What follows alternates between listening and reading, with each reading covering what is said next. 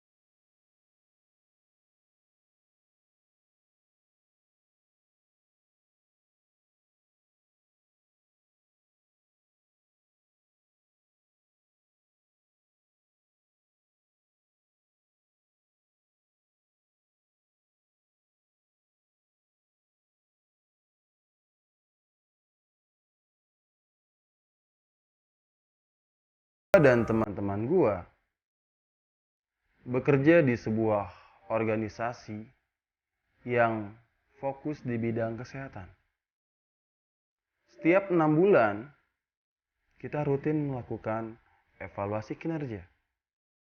Biasanya kita melakukan evaluasi ini di tempat-tempat wisata, seperti pantai, gunung, dan termasuk villa. Dan kebetulan, di tahun ini, kita memilih villa tersebut sebagai tempat kami untuk melakukan evaluasi. Dan kejadian ini tepat pada 3 hari yang lalu sejak video ini diambil, yaitu pada hari Senin tanggal 4 Juli tahun 2022. Kita langsung lanjut ke kisahnya.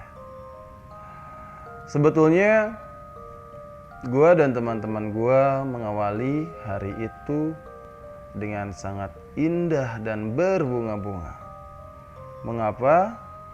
Karena sebelum kita sampai di tempat atau di villa yang kita sewa, kita menyempatkan untuk masuk ke salah satu tempat wisata di Subang yang bernama The Castello.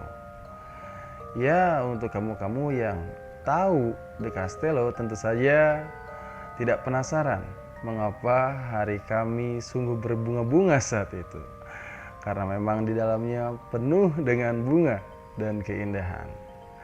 Hingga kita sampai pada saatnya kita memutuskan untuk pergi ke villa yang telah kita sewa, yang berada di perkomplekan dengan inisial CHR. Pada pukul 2:30 sore, kita sampai di depan gerbang CHR. Di tempat tersebut terdapat beberapa warung di pinggir jalan, dan saat itu kebetulan ada tukang bakso. Akhirnya kita memutuskan untuk istirahat sejenak di tempat tersebut. Di saat kita menyantap bakso dan berbincang-bincang, tiba-tiba salah satu rekan kami yang bernama Ikik bercerita bahwa dia dan temannya pernah menginap di salah satu di salah satu villa di komplek villa tersebut. Dan dia bercerita kembali bahwa mereka mengalami pengalaman mistis, yang mana saat mereka tinggal di villa tersebut terdapat beberapa gangguan. Hingga salah seorang dari teman Ikik ini diikuti hingga ke rumahnya. Oleh siapa? Tentu saja bukan oleh kepolisian atau Satpol PP ya, tapi oleh si penghuni kegelapan. Jujur saja pada saat itu gue tertarik. Kenapa? Karena gue tipikal orang yang skeptis dan bukan menantang tapi penasaran. Namun apabila diperlihatkan tentu saja gue juga takut ya. Tapi adrenalin tersebut gue nikmati karena jujur saja saat ini gue sangat sulit menikmati film-film horor. Sehingga pada momen tersebut gue sangat tertarik dan ingin segera masuk ke dalam perkomplekan itu dan masuk ke dalam villa yang kita sewa. Lalu kemudian setelah Ikik bercerita, datanglah si penjaga villa yang kita sewa. Dia mengatakan bahwa villa telah siap dan teman-teman dipersilahkan untuk masuk ke gerbang perkomplekan villa tersebut dan sampai di villa yang kita sewa.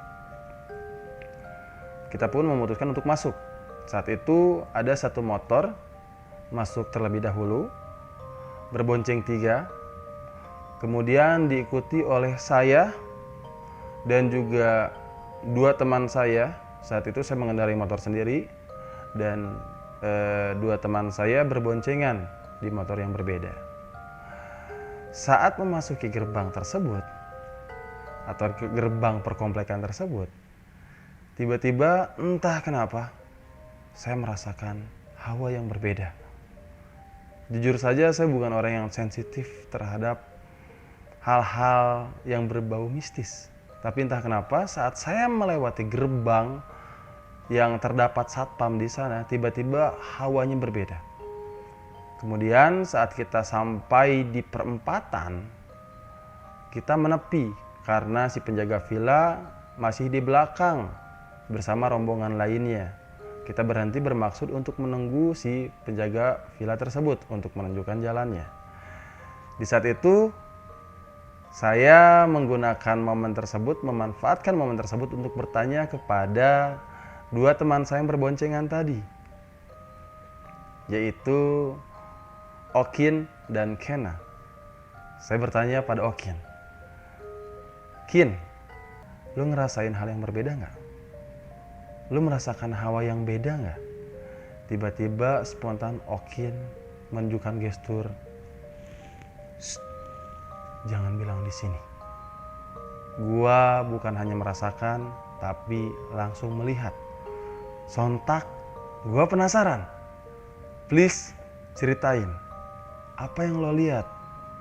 Okin menjawab, "Jangan sekarang." Dan gua terus memaksa, "Lu lihat apa?" Akhirnya Okin pun menyerah dan dia bertanya, "Saat lu masuk tadi, ada patung yang kita lalui. Berapa patung yang lu lihat?" Jujur aja saat melalui patung tersebut gue nggak terlalu memperhatikan ya. Tapi memang sekilas terlihat ada patung karena jelas sekali patung tersebut ada di sisi-sisi jalan. Dan gue mencoba mengingat lalu menjawab 3. Ada 3 patung yang kita lalui. Refleks Okin menjawab atau merespon jawaban gue, "Anjir, lu sama kayak gue, lu lihat 3. Coba tanya Kena. Kena, ada berapa patung yang kita lalui?" Lalu Kena menjawab, "Jelas 2. Dan patung itu masih terlihat di sini. Coba lu lihat kembali ke belakang." Akhirnya gue ngeliat ke belakang dan benar saja patungnya hanya ada 2. Di situ gue mulai tertarik, wah asik nih. Walaupun gue mencoba untuk merasionalisasikan hal tersebut, mungkin saja gue sedang lelah atau karena gue tidak menyimak atau memperhatikan patung-patung itu sehingga ada kekeliruan saat menjawab berapa jumlah patungnya. Sehingga jawaban gue meleset. Namun Okin bilang sosok yang dia lihat berbeda dari 2 patung yang lainnya. Walaupun dia tidak bisa menceritakan atau menjelaskan seperti apa sosok tersebut. Kemudian rombongan di belakang kita telah sampai bersama si penjaga dan menunjukkan kemana arah villa kita di perkomplekan tersebut. Si penjaga villa pun kemudian melaju di depan kita guna menunjukkan kemana arah villa yang kita sewa. Di perjalanan, gua memperhatikan area perkomplekan villa tersebut. Jujur saja, komplek villa ini menurut gue tidak terawat. Lampu jalannya terlihat berlumut. Lalu terdapat beberapa villa yang tidak terawat dan sudah lama ditinggalkan.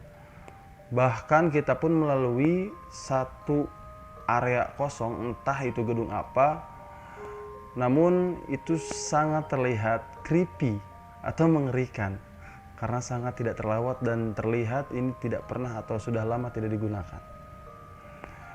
Kemudian tidak lama kita pun sampai di villa yang kita sewa. Dan apa kesan pertama kita saat sampai? Tentu saja semuanya sama. Ngeri. Ternyata villa yang kita sewa terdapat di blok yang mana di sana tidak ada satupun rumah yang terisi. Hanya satu rumah kita saja yang kita isi. Jadi di satu blok tersebut ada sekitar 5 rumah sebelah kanan mungkin ya, dan 5 rumah seberang di area seberang yang saling berhadapan. Jalannya cukup banyak rumput-rumput liar dan terdapat juga rumah-rumah yang terbengkalai, walaupun ada juga rumah-rumah yang terawat. Namun tidak ada satupun rumah yang terisi, hanya rumah kita saja. Kebetulan rumah atau villa yang kita sewa berada tepat di tengah-tengah blok tersebut. Namun, walaupun kita merasakan kengerian atau hawa yang kurang menyenangkan, salah satu rekan kami dia menegaskan dan berteriak, "Nikmati saja tempatnya, udah.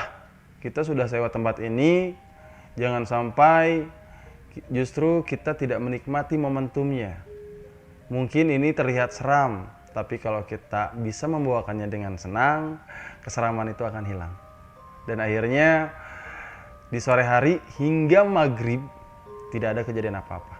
Kita hanya beristirahat di villa tersebut dan menyiapkan beberapa alat untuk kegiatan evaluasi kita di malam hari. Hingga pada saat maghrib, salah satu rekan kita yang bernama Pesa, dia berniat untuk pergi ke kamar mandi atau ke toilet. Jadi kebetulan di villa ini ada 2 toilet. Dia masuk ke toilet di area sebelah kanan. Lalu sebelum dia masuk ke dalam toilet tersebut, tiba-tiba dia melihat terdapat sosok aneh berwarna putih, namun dia tidak bisa menjelaskan secara rinci seperti apa wujudnya. Tidak menapakkan kaki dan melayang masuk ke dalam area toilet tersebut. Kemudian Pesa pun mengurungkan niatnya untuk buang air kecil dan memilih untuk kembali ke teman-teman yang sedang berkumpul di luar. Setelah kejadian tersebut, Pesa memilih untuk tidak menceritakannya kepada teman-teman yang lain karena dia tidak ingin merusak momentum yang ada.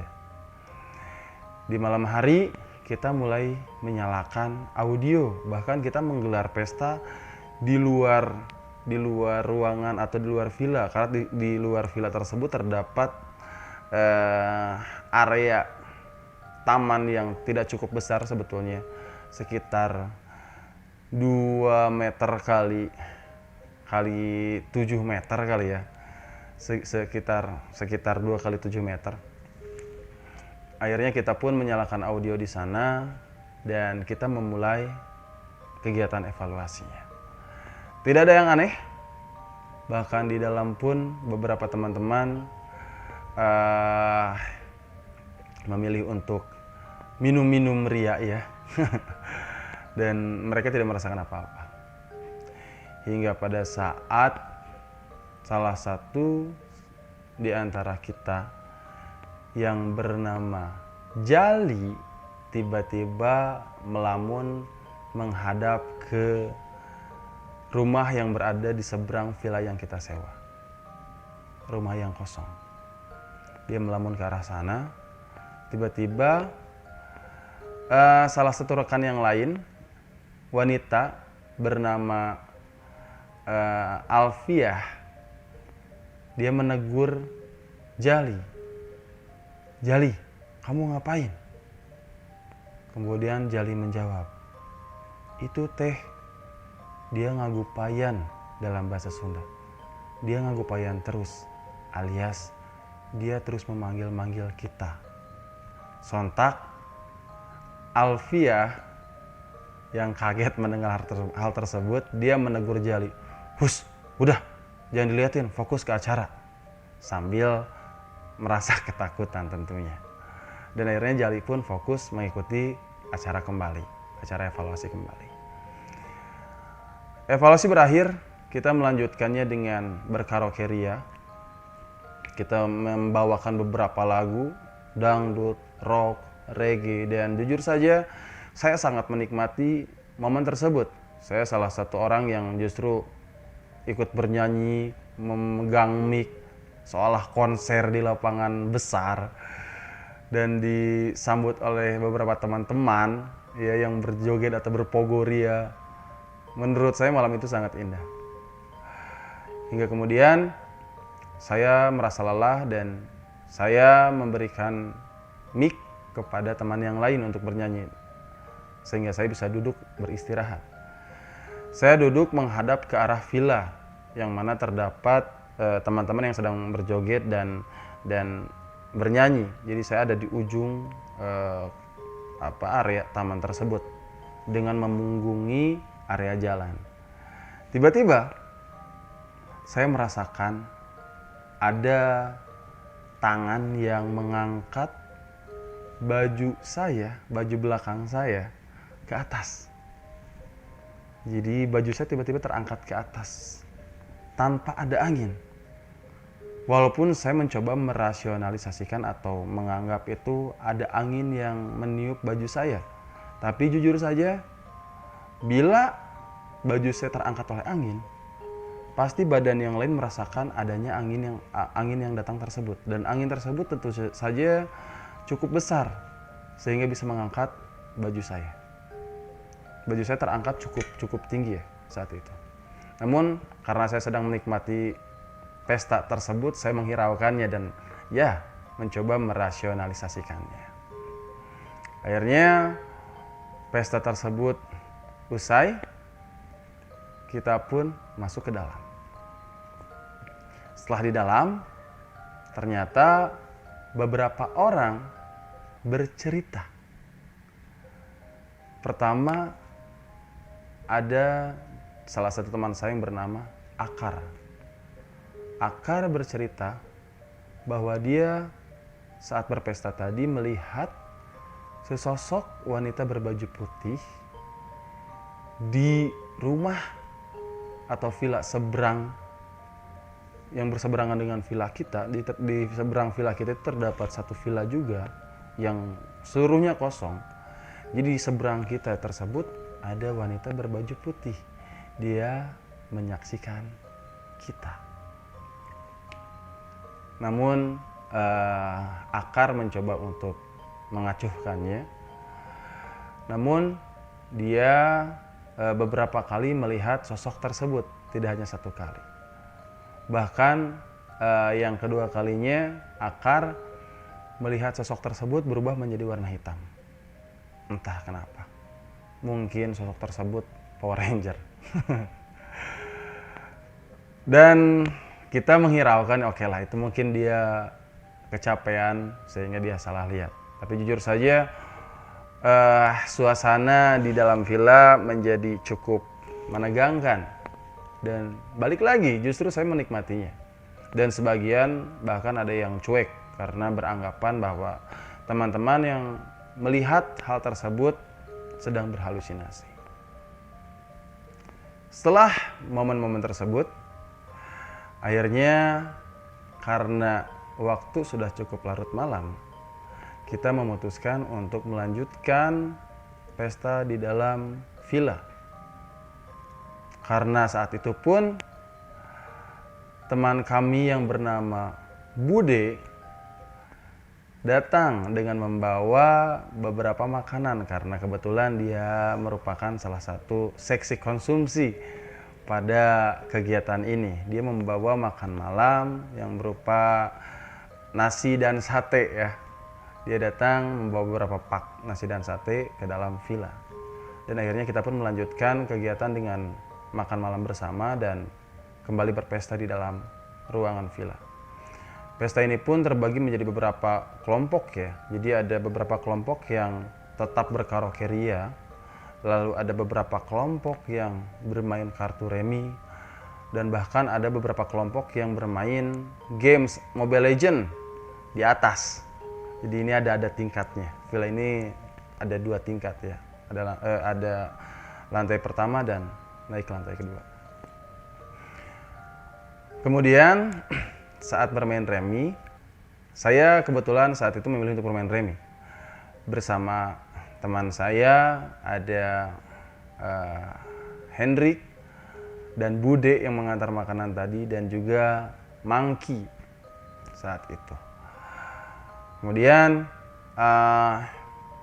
Bude bercerita bahwa saat tadi mengantar makanan ke villa, saat itu sudah malam hari, dia melihat beberapa sosok aneh di perjalanan tepat setelah melalui gerbang komplek villa tersebut.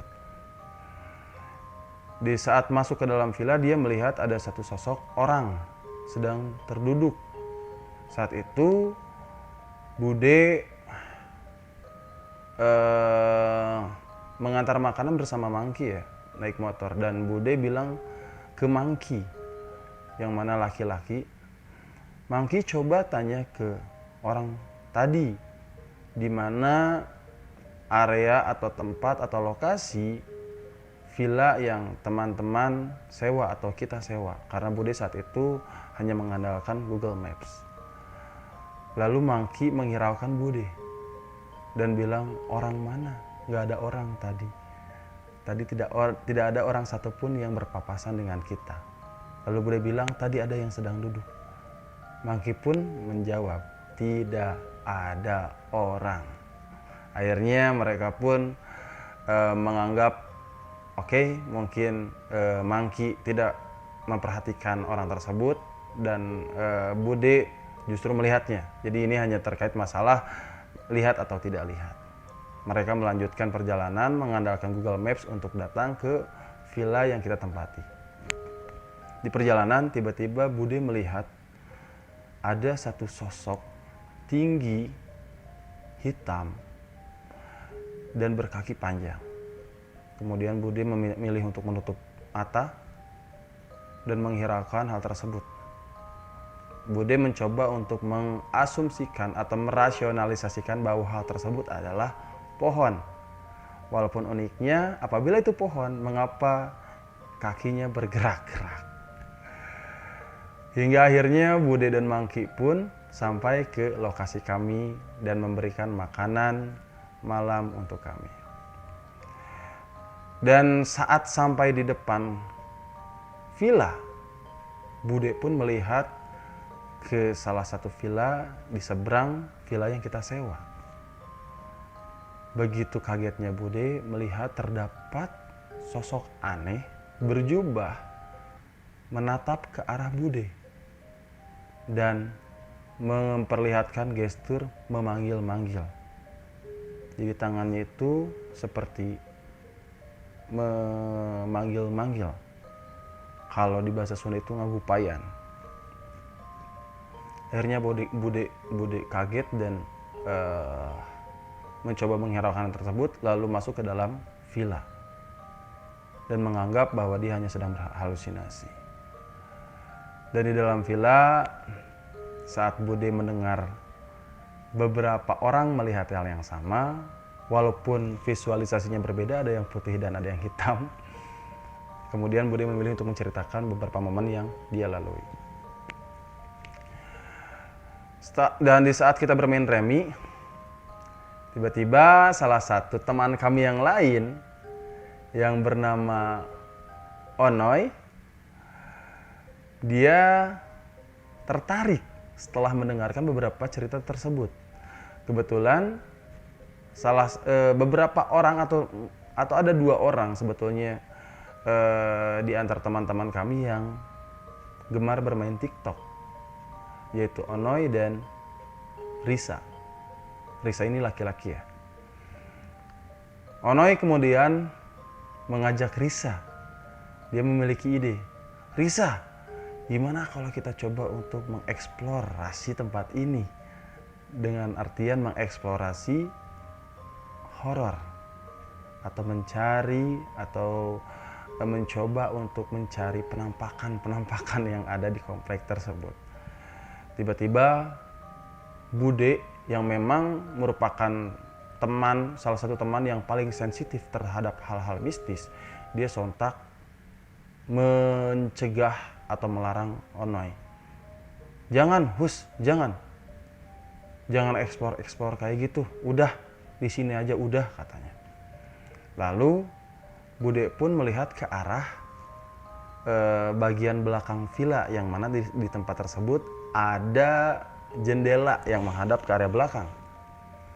Bude lalu menegur Risa yang berada di dekat jendela tersebut. Risa, tolong tutup jendelanya. Bude minta mohon tutup jendelanya dalam bahasa Sunda. Kemudian Risa pun menutup jendela. Kita kemudian spontan mengetahui ya, jadi spontan kita pun menggelengkan kepala. Oh, Bude melihat sesuatu. Dan kemudian si suasana pun semakin mencekam. Tapi terlihat semuanya mencoba untuk mengendalikan situasi dengan tidak terlihat panik. Kita lanjut bermain remi di ruangan sebelah, fokus berkaraoke ria, dan di atas pun fokus bermain game. Lalu tiba-tiba Kena yang tadi di awal berboncengan dengan Okin, sebetulnya dia adalah seorang yang cukup rasional menurut saya. Dia kurang tertarik dengan hal-hal mistis. Kena berniat untuk membuat kopi ke dapur. Dapur ini terletak tepat di jendela di mana Bude melihat sesuatu. Walaupun Bude tidak memilih untuk tidak menceritakannya. Kena membuat teh di dapur tersebut. Tiba-tiba sontak Kena langsung berlari ke area kami yang sedang bermain remi dengan gestur yang terlihat panik. Wah, anjir, katanya gitu. Lalu kami bertanya kan, kenapa? Dalam bahasa Sunda. Kenapa, Ken? Lalu dia bilang, anjir, ada yang muter Lingser Wengi lagi kayak gini. Hah? Siapa yang nyetel Lingser Wengi? Siapa yang mainin musik Lingser Wengi? Karena kita nggak mendengar sedikit pun ada lagu Lingser Wengi. Kebetulan jarak kita pun dari dapur dan yang bermain remi tidak terlalu jauh ya. Sekitar 4 atau 5 meter lah dari posisi Ken. Kita nggak mendengar ada lagu Lingser Wengi. Oh, mungkin ada yang memainkan musik itu di atas. Kena mencoba untuk naik ke atas. Takutnya musik tersebut dimainin di atas dan tembus ke bawah, terdengar ke area dapur. Di atas terdapat teman-teman yang sedang bermain Mobile Legends tadi.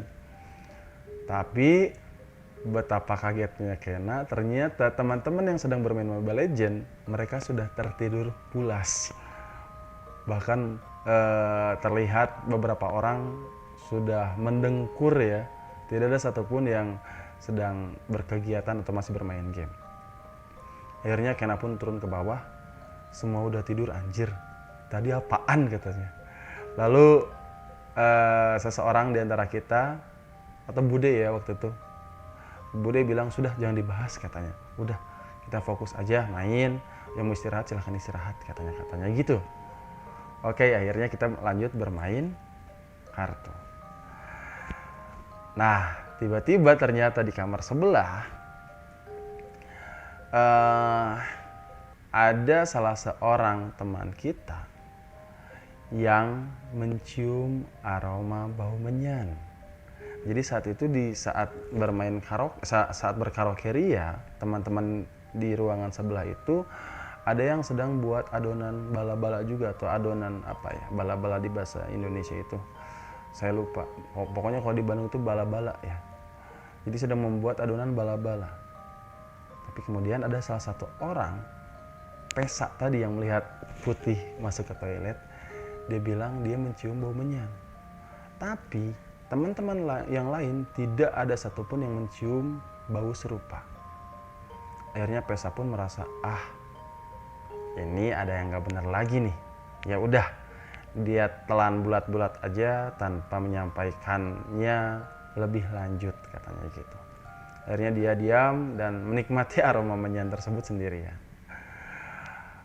Kemudian tiba-tiba orang yang di atas, jadi gini, kita itu ada dua villa ya. Villa yang kita sewa itu ternyata dua rumah yang bisa tergabung melalui connecting door.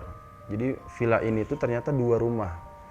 Jadi ini ada di sebelah kanan ada ruangan, ada ruang tamunya juga, ada kamar mandi dan ada kamar atas. Yang sebelah kiri yang tempat kita bermain remi itu juga ada ruang tamu, dapur, kamar mandi dan ruang atas. Jadi kedua villa ini menyatu dengan satu connecting door. Nah, di area yang tadi berkaraoke ria pun ada area atasnya atau ada kamar atasnya juga yang ditempati oleh beberapa teman-teman. Tiba-tiba teman-teman yang entah sedang apa di area atas lari ke bawah. Mereka lari dengan panik ke bawah. Mereka bilang ada yang mengetuk-ngetuk atau memainkan jendela atau tralis jendela, katanya gitu. Padahal area luar jendela tidak bisa digapai oleh siapapun ya, dari luar. Itu sulit untuk diakses karena areanya ada di atas. Lain lagi kalau di bawah kita bisa berasumsi bahwa ada orang di luar, tapi ini di atas, yang mana untuk mengakses jendela tersebut cukup sulit. Tapi ternyata ada yang mengetuk-ngetuk dan memainkan. Entah seperti apa suara yang dimainkan, yang jelas itu membuat mereka panik dan berlari ke bawah. Akhirnya mereka pun berkumpul di ruang karaoke dan mencoba menenangkan diri dengan bernyanyi. Dan sebagiannya memilih untuk memaksakan diri untuk tidur. Kemudian ternyata ada salah satu orang juga, teman di antara kita, yang bercerita bahwa dia pun melihat sosok serupa di seberang rumah atau villa yang kita sewa. Itu sosok putih juga katanya gitu, yaitu Nurjaman. Jadi Nurjaman ini melihat sosok serupa di seberang sana. Itu cukup lucu ya. Jadi kejadian-kejadian ini pun endingnya lucu. Kenapa? Karena teman-teman wanita yang notabene merupakan ibu-ibu ya, saat mereka mau ke air atau ke WC untuk buang air kecil, mereka memilih untuk tidak menutup pintunya karena cukup creepy, atau suasana saat itu cukup menegangkan. Akhirnya malam hari itu kita tutup dengan beristirahat bersama. Walaupun ada beberapa orang yang karena tidak bisa tidur, dia memilih untuk mencoba menenangkan diri dengan berkaraoke, bernyanyi-nyanyi atau berkaraoke ria sampai subuh atau bahkan sampai pagi hari. Jujur saja waktu itu saya milih untuk tidur. Di pagi hari saya bangun dan semuanya pun akhirnya merasa tenang ya, karena hari sudah cerah, sehingga mereka sudah cukup berani dan mulai terbebas dari gangguan si penduduk dari kegelapan ini. Kita pun akhirnya saling bertukar cerita tentang pengalaman semalam. Lalu kemudian Jali, salah satu teman kita juga yang tadi sempat katanya dipanggil-panggil sama sesosok di seberang villa, tiba-tiba dia terjatuh di toilet. Jadi dia saat dia mandi di toilet, dia tiba-tiba terjatuh dan kakinya terkilir. Bahkan menurut update terakhir ya, ada uratnya yang sobek atau gimana katanya. Dan saat itu ternyata Jali ini saat kemarin pertama kita masuk ke villa, dia kalau bahasa Sundanya sompral atau seperti terkesan menantang gitu, dengan mengucapkan wah di sini banyak hantunya nih, atau wah di sini ada banyak setannya nih, wah gitulah. Kalau di Sunda itu ada istilah sompral, kayak saya kurang tahu di bahasa Indonesia istilahnya apa ya. Jadi terkesan menantang. Dan ada beberapa teman yang menegur juga, jangan sompral, tempat ini kurang aman katanya. Dan ternyata kejadian pagi hari saat Jali terjatuh ini dihubungkan dengan perilakunya yang berbicara sompral oleh sebagian orang yang mengidentifikasikan atau yang melabeli dirinya cukup sensitif terkait hal-hal tersebut. Jadi dia bilang ini gara-gara kamu sompral katanya gitu. Dan hari itu pun kita lalui, pagi hari kita berolahraga, dan setelah berolahraga kita pun meninggalkan villa tersebut menuju ke salah satu curug di daerah Subang. Begitulah cerita atau kisah yang bisa saya sampaikan. Ini pengalaman yang cukup menarik atau cukup unik buat saya ya. Sebetulnya ada ketakutan juga bagi beberapa orang, takut diikuti dan lain-lain, tapi alhamdulillah tidak ada satupun yang merasa diikuti dan sampai sekarang kita semuanya sehat. Ya. Mohon maaf apabila cerita yang saya sampaikan tidak terlalu terstruktur karena jujur saja pengalaman ini baru. Saya tidak membuat skrip atau membuat tulisan apapun, saya hanya menceritakan apa yang saya ingat dari pengalaman saya. Semoga teman-teman menikmatinya dan jangan takut untuk berkunjung atau menginap di tempat-tempat seperti itu. Karena jujur saja itu akan memberikan pengalaman menarik dan berbeda dari tempat-tempat lainnya. Salam dari saya, si pencerita penghuni kegelapan.